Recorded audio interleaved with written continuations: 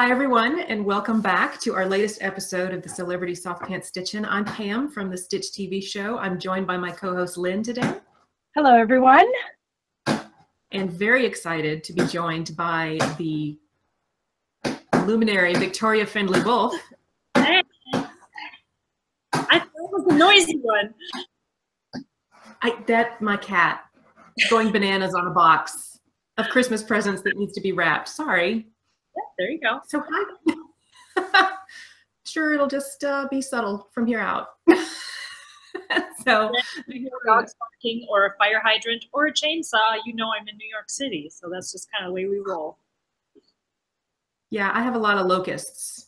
Oh, between usually not this time of year, but bananas. So Victoria, for those that don't know, that maybe like hid under a rock, can you tell us a little more about who you are and what you do in the quilting world?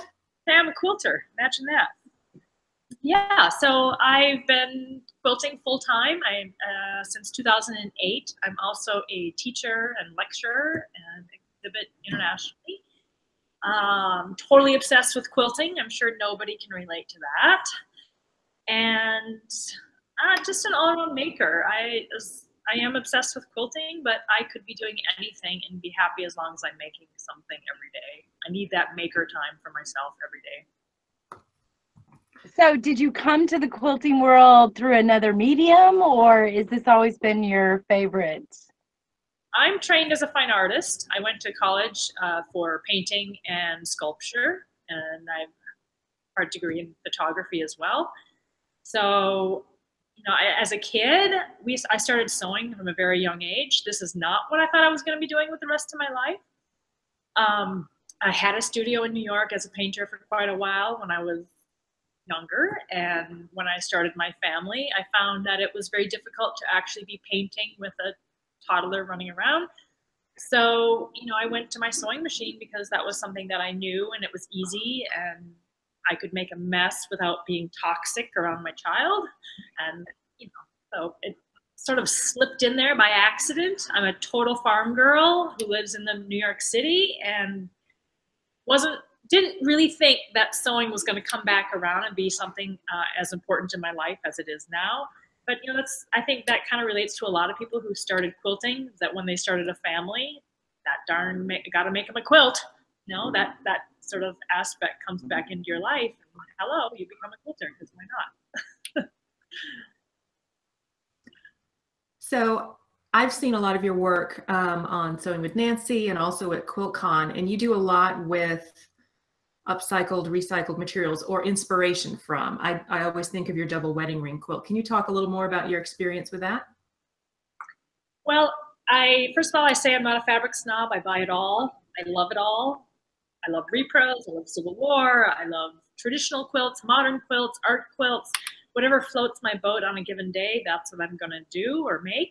I don't shy away from using double knit polyester because that's my background. My grandmother was the one who made double knit polyester quilts. Those are the quilts we slept under on the farm. So, and being mostly at younger years, I was definitely more a seamstress. So I'm not afraid to use any fabric. And I guess that's also part of the farm girl in me, where you use up everything that you have. So the idea that if I've made a quilt top that I'm not happy with, there's nothing in my brain that says I can't just cut that up and turn it into something else.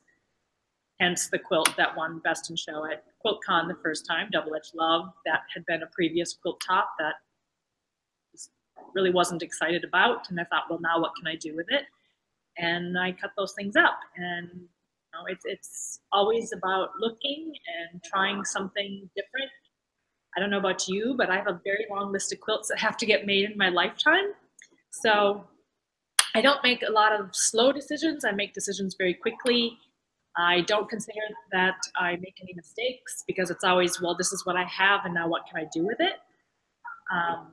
I like the aspect that I also don't feel like I get stuck on a project because I am okay by setting it aside and I can come back to it later after either I have more experience or new inspiration or a new idea.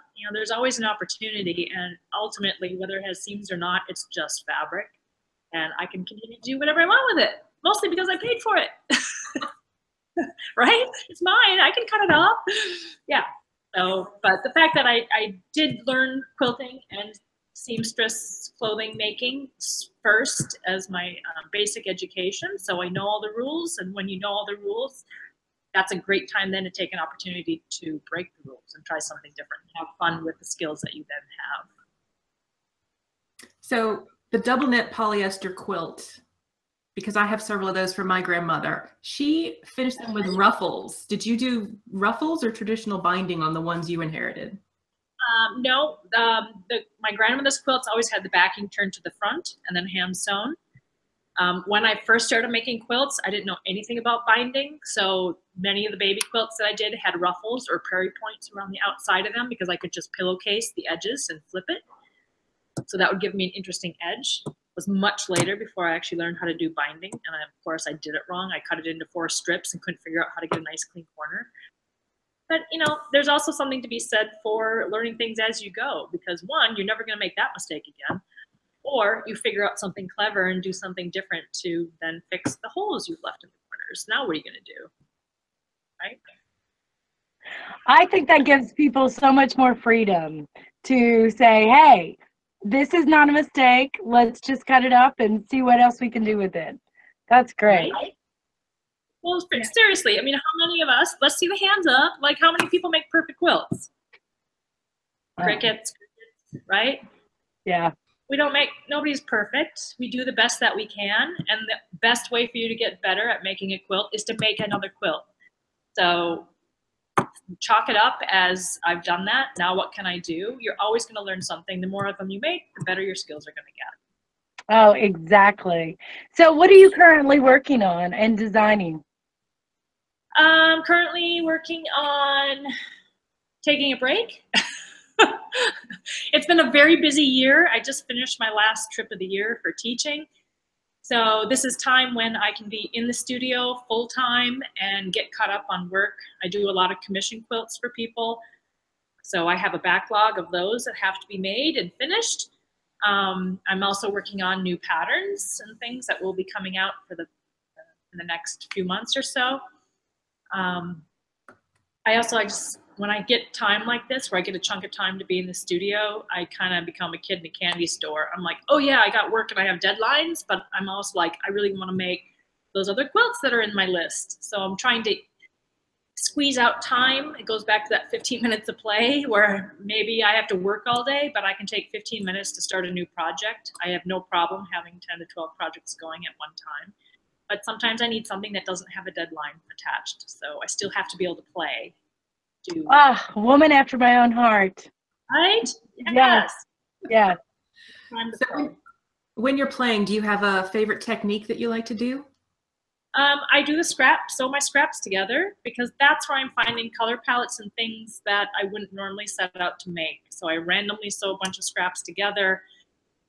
I spend a lot of time looking. Sometimes that 15 minutes is just throwing some fabrics on the wall and looking at them for 15 minutes. Trying to see how the colors look when they're cut up and laying next to each other.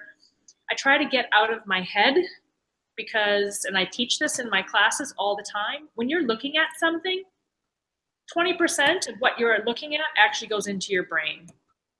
So I see people in classes and they're like, oh, I don't think that's going to look good. I'm like, I don't care what you think it looks like, but when you put it up on the wall and look at it, it looks completely different. So when people say they can't do color, I say, go ahead and sew some scraps together. When you find one that you've made that you like, then that's your color palette.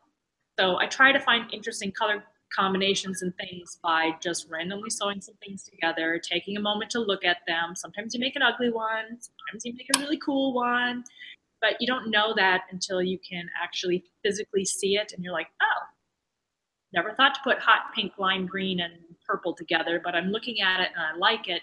Now that's what I'm going to go ahead and make my color palette out of. So just looking for the opportunities and spending time looking at fabrics, looking at old quilt tops, looking at previous inspiration pieces. It always comes back to about looking at things. So for you, it's like almost serendipitous that it just kind of happens and it grows in that process? Yes, it's very organic that way. I don't design on paper. I design everything on my design walls. So I cut a parts department. I cut a huge amount of fabric. I always have more. And I put those pieces up on my design wall, and I will move it around and design it on the wall until I have it the way that I like it. Stuff together. Anything I've already previously cut just goes into my scrap bins because that's the way I work. Problem, I don't feel like it's wasting. I always come back around and use that stuff up. But I need to see it.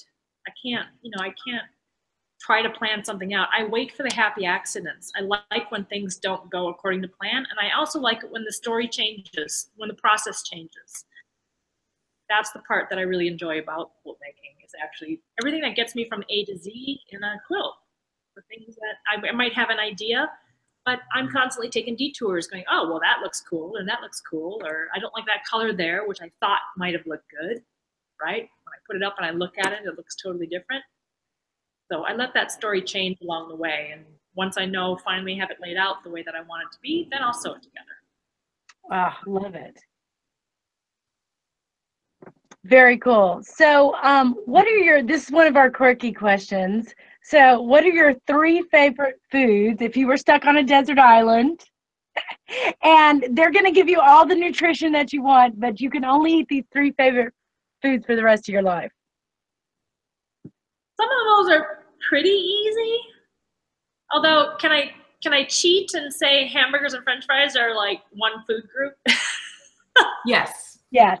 That's good because, I gotta leave room for sushi. I can't live without sushi, and I also can't live without Talenti sea salt caramel ice cream.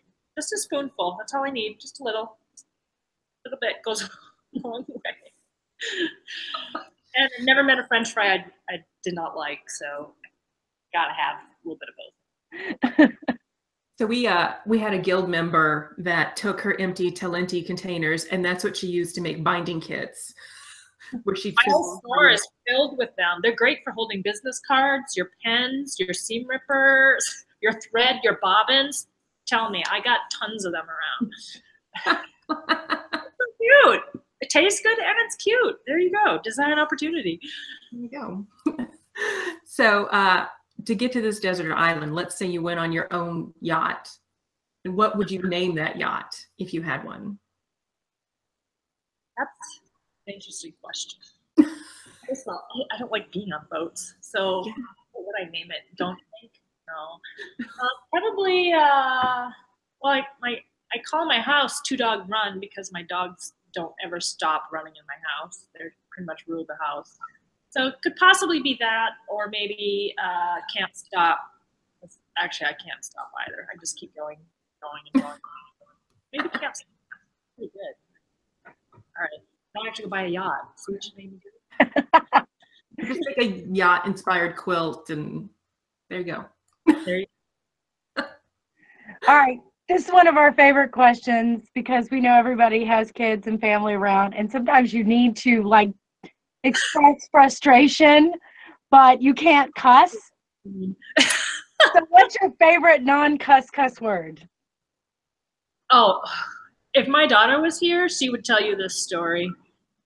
We were in the car and in New York City, and I'm trying to turn into my garage, and with New York City traffic, I'm like 15 cars ahead of me. I only need to go 10 more feet to get in my garage, and the cars aren't moving. And she was, I don't know, it was probably about 5 years ago, maybe more. So she was a little bit young yet. And I was getting a little frustrated, and I was like, come on. I'm like, move your app. I said app instead of whatever you would think I would say. And she's like, Mom, she says you, and I said, I didn't curse. I didn't say it. But I invented app. App is my go-to, because now we just laugh about it. It's totally silly, but it worked. And it was a nice save, I think, really. Yeah, no, that is. Definitely good. I tend to yell in French sometimes because the language, I can't. My kid is like really good at languages, so she speaks like 4 different languages, and I can't even go to that. So yeah. All I can yell is like "move it, bus" in French. I don't speak French otherwise, but I learned that during the '96 Olympics in Atlanta because I was driving a French-speaking gentleman, and the translator would just yell that out. So I learned how to yell at buses in French. That's good. I could probably pick that up. That's pretty good. I like that. So when you're sewing or sketching or creating or just thinking, do you ever have music, movies, any of that going in the background? Yes, I do. And it depends on whether I have my staff in the studio or not. So I have a couple of employees that help me with the store and my computer work and stuff.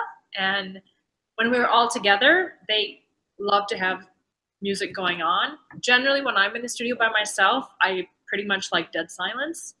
But when I have everybody in the studio and we need to be working, it's a dirty little secret that we love country music. I know nobody expects that. They're like, is there even a New York City country radio station? Yes. The answer is yes. We had to look it up. No. Don't tell anybody that. Well, although I have gotten hooked on, podcasts and Netflix, and it depends on the project. If I have something where I just cannot get myself to focus on it, if I put Netflix on with any show, I don't care what it is, that's probably 2 to 3 hours long, is perfect. That really helps me sort of focus and do the tedious whatever it is that I have to do at that time. But generally, I like to just be in my head and keep it pretty quiet in the studio. totally get that. So what are your social handles and website and anything you want to let our viewers know? Website, VFW Quilts. Isn't that easy? Everyone's like, I didn't know the Veterans of Foreign War had a quilt shop.